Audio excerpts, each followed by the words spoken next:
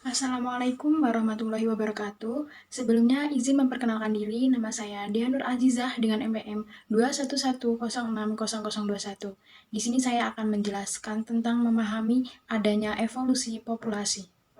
Materi pertama yaitu pengertian evolusi populasi, di mana evolusi populasi adalah perubahan pada sifat-sifat terwariskan suatu populasi organisme dari satu generasi ke generasi berikutnya.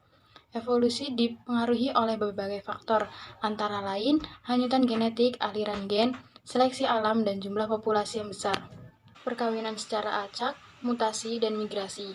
Seleksi alam adalah proses di mana individu dengan karakteristik yang memberikan keuntungan dalam bertahan hidup dan bereproduksi secara cenderung meninggalkan lebih banyak keturunan sehingga ciri-ciri tersebut akan menjadi lebih umum dalam populasi. Ada beberapa ciri-ciri evolusi meliputi yang pertama ada perubahan genetik, di mana evolusi memerlukan waktu yang sangat lama untuk membuat perubahan besar dalam suatu spesies.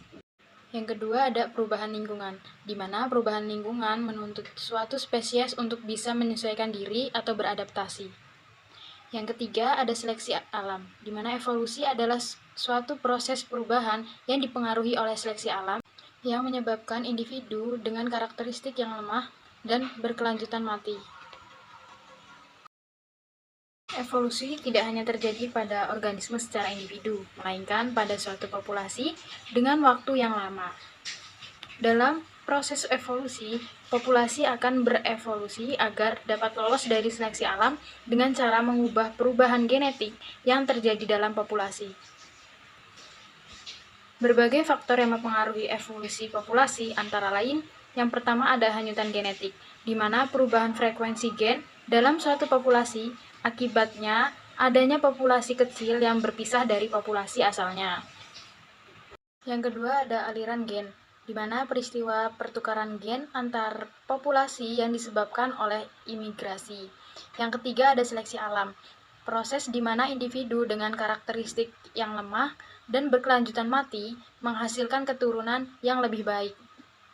Yang keempat yaitu jumlah populasi yang besar, di mana jumlah populasi yang besar dapat mempengaruhi evolusi dengan mempengaruhi seberapa mekanisme yang terlibat dalam pembentukan variasi genetik. Selanjutnya ada mutasi. Mutasi menyebabkan terbentuknya variasi sifat dalam suatu populasi. Yang terakhir ada migrasi. Migrasi ini pergerakan alel antara populasi dapat menghasilkan variasi genetik.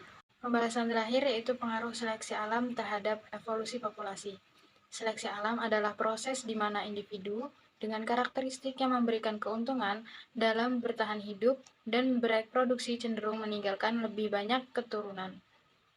Jika ciri-ciri yang memberikan keuntungan reproduksi ini diwariskan, maka akan terjadi perubahan proporsi pada populasi. Misalnya, individu dengan ciri-ciri tertentu yang membuat mereka lebih mampu bertahan hidup akan cenderung meninggalkan lebih banyak keturunan, sehingga ciri-ciri tersebut akan menjadi lebih umum dalam populasi. Begitupun dengan sebaliknya, ciri-ciri yang merugikan cenderung akan menjadi lebih jarang.